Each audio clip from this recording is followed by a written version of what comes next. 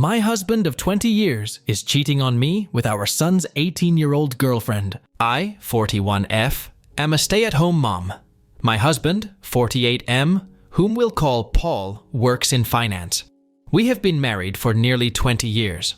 We have 2 kids, whom we'll call Eric, our 18-year-old son, currently a senior in high school, and Mary, our 15-year-old daughter. They are both the lights of my life. My marriage with my husband has grown somewhat stale over the years for a myriad of reasons, such as his work schedule and how I've aged poorly since we first met. Our son Eric has a girlfriend, 18F, whom he's been dating since they were freshmen in high school. We'll call her Amy. Eric absolutely adores Amy. She's his first love, and she's someone I've always considered as family. This makes the whole situation emotionally excruciating for me. Last week, I inadvertently saw my husband's phone screen and got a glimpse of a text thread between my husband and Amy, our son's girlfriend, and I read what looked like a message of her telling him that she misses sucking his cock. I froze in place, in complete disbelief. I spent most of the day convincing myself that I must have misread what I saw. However, I didn't misread it, because over the last several days, I discovered a file on his computer filled with tons of BDSM porn. He clearly has a porn addiction. He also has saved photos of Amy from her Instagram on his computer. Although they weren't inappropriate, she was fully clothed, it was still the proof I needed to confirm that I wasn't going crazy. I also looked at his phone during opportune moments and saw more of their interactions. I wish I had never looked. They were filled with mean, horrible things said at my expense, with him constantly comparing me to her. He would call me fat and old, among other things, with Amy LOLing. I've always had hunches or paranoid feelings that Paul has been cheating on me, but never in a million years could I have fathomed something like this. Last month, I found a thong in our bedroom that I know wasn't mine. I turned a blind eye to it, being naive and acting like it was maybe our daughter's, even though that made zero sense. Not only is he cheating on me, but he's betraying our son. I'm completely devastated. I don't even think words can adequately describe the dread, anger, shock I feel right now. I'm totally overwhelmed on how to handle this, because obviously action needs to be taken, but I'm terrified of what kind of psychic blow this will be for my son. I have no idea how to even broach this completely fucked up topic with him. I wouldn't wish this predicament on my worst enemy. I can't even believe I married this scumbag in the first place. And then, my mind started to race, realizing that I started noticing specifically unusual behavior from him around the same time Amy turned 18. Was he waiting for her to turn 18 before pursuing this affair? There's so many layers to all of this, and I'm completely paralyzed with fear and dread about it all. None of it makes any fucking sense. How did this happen? Am I that much of a stupid idiot that I let all of this happen under my watch? Eric adores Amy, and the thought of revealing this sickening truth to him terrifies me. The impact on his young heart and mind could be devastating. My heart aches for Eric and Mary, who are completely innocent bystanders. I haven't confronted my husband about this because I'm frankly scared of the domino effect. I don't know who to turn to first about this. I share my story not for sympathy, but in search of understanding and perhaps advice from those who might have had to grapple with deep betrayal. Update 1. My 41F husband, Paul, 48M, our children, Eric, 18M, and Mary, 15F. I discovered that Paul was having an affair with our son's 18-year-old girlfriend, Amy. My son has been dating her since they were freshmen in high school. My brother connected me to a very tough junkyard dog-type lawyer. I saved screenshots of all his conversations with Amy. I was only able to get the last 3 months from iCloud. The conversations were mostly flirty and dirty talk. It was hard to stomach, completely sleazy, and I saw several negative things said about me. His call history showed he talks with her for hours pretty consistently. He uses dating apps. I took screenshots of his profiles and all of the active chats he has with his matches.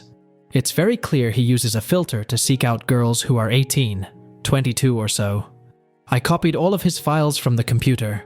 He goes on sex chat rooms and forums, and he spends a ton of money on OnlyFans. I rummaged through every possible hiding spot I could think of in the house. He had various toys, blindfolds, cuffs, lubricants, etc. He also had different outfits which looked kind of like a girl's Catholic school uniform, and a French maid type outfit too. I picked up Eric and Mary from school, and we all drove to my brother's. They were able to sense something was awry when I picked them up. I delicately told them the entire situation, and I broke down crying. Mary had the most anger, even more than Eric. I met with Amy's mother and told her everything. She confiscated Amy's phone and gave me the entire chat log. It only dated back 3 months ago, like on my husband's cloud, almost as if they both deleted the messages at the same time. She told me Amy sobbed when confronted. Amy basically told her mother that she will never understand, and that she and him are in love. I don't want to get into too many details with what else she was saying, but suffice to say, it's very easy to assume that my husband slowly and methodically became a sage-like figure in her life, making her feel she could rely on him, and he took advantage of the fact that she came from a broken home. Amy is also non-stop insistent that their friendship only became romantic physical recently, and before that, she said he was more of a friend and mentor. I confronted Paul over Zoom. The look on his face was scary. He became red and looked so sweaty. He had anger and panic in his eyes. His tone of voice was very defensive and frightening. He kept yelling the word context over and over again, and that none of that happened. He was unable to speak without constant stutters and intensity. Nothing really made any sense to me. I refused to tell him where I was, and he said I had no right to take his kids away from him, and then he abruptly left the Zoom. My lawyer is filing for temporary sole custody of Mary and a restraining order. Mary is still the most angry. She's totally furious with her dad and Amy. Justifiably so, of course. Mary is recollecting moments and times she watched her dad interact with her friends, and she's in knots about it. Eric is very clearly hurting, but he's so strong and very level-headed. He wants to see a therapist. The maturity my kids are showing makes me proud. They don't deserve this at all. We made the authorities aware of everything. I plan on being completely unforgiving and ruthless in this divorce. I'm reflecting on how I've been treated, and how it's made me a shell of myself, and how I've had a very negative opinion of myself because of him over the last 20 update too. We're all safe and still at my brother's house. We're very careful, and his house is secured. Paul has tried to call my cell phone several times a day. I am refusing to interact with him, and I will have my lawyer handle all correspondence. He scares me, frankly. My brother has a very secure house with an alarm system and deadbolt locks. We feel safe with him. Both my son and I got checked out and tested. It appears so far that we're both clean based on the immediate rapid tests. But in the coming days, we'll know for certain when the lab results come in. I'm not overly concerned. Eric is scheduled to see a therapist early next week, which is very good and needed. He's not himself right now. He seems a bit shell-shocked, and I am concerned. He internalizes a lot, and it's hard to get a read on what's going on in his head. That being said, he's thoughtful, and has been talking with me, asking me how I'm doing and everything. He's not interested in corresponding with his dad at all. He calls only my cell phone, and he hasn't tried to reach out to either Eric or Mary. I get the sense that Paul is extremely nervous. He's scared, and I think he deep down knows that if investigated thoroughly, he would be in big trouble. That's what my gut is telling me. I still think about the Zoom call with him, and the more I think about it, the more it looked like he was a man whose entire world was crashing down on him.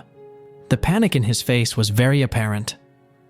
I offered Mary for me to make an appointment with a therapist as well, but she doesn't want to see one yet. She said she's open to it eventually, but wants time to herself. She's been asking her friends about her dad and if they experienced any creepiness from him. Her friends were open and honest with her, and apparently, they felt like he stared a lot and sensed his hovering presence whenever they were over. One of Mary's friends went so far as to say that she felt like he was checking her out a lot, like looking at her rear and complimenting the color of her yoga pants. At the time, no issue was brought up about it, but in light of everything that has been happening, it seems strange now. He would sit himself in different areas or vantage points to get a good view of her, she claimed. He also asked questions about what kind of friend group or which clique they were in at school. He kept asking about if they were popular girls. I'm completely embarrassed that they had this experience at our house. As for updates on Amy, which is the main reason why I wanted to write this update, I completely agree that she is also a victim. A lot of people have been emphasizing that, and I agree. I've done everything I could in my own power to indirectly get her opportunities to get help. Like I said, I told her mother, and she's been updating me on everything. Amy, unfortunately, is still living in her deluded reality, and I can only pray that she'll eventually come to her senses.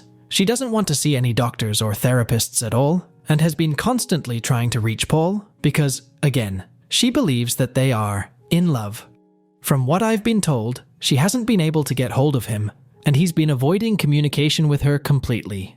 Amy blames me for that and believes I took away his devices and am very controlling. Any truth that her mother tries to convey to her is met with conspiracy theories and hostility. Amy looks at me as a villain and still sees Paul through rose-colored glasses. Her mother showed her screenshots of his dating app profiles and matches, and she refuses to believe it, saying I photoshopped it. According to her mom, Amy keeps saying things like, everyone is just mad because she found herself a real man, and that I'm jealous because she takes better care of him than I do. It's in line with some of the conversations I screenshot, where a lot of what Paul says is him complaining about things I don't do for him sexually. Right now, she's insistent that she and Paul will be together in the long run. He's honestly a slimeball. I can only hope that Amy comes to her senses, but me directly intervening doesn't feel like it would be productive at the moment. Maybe eventually, though.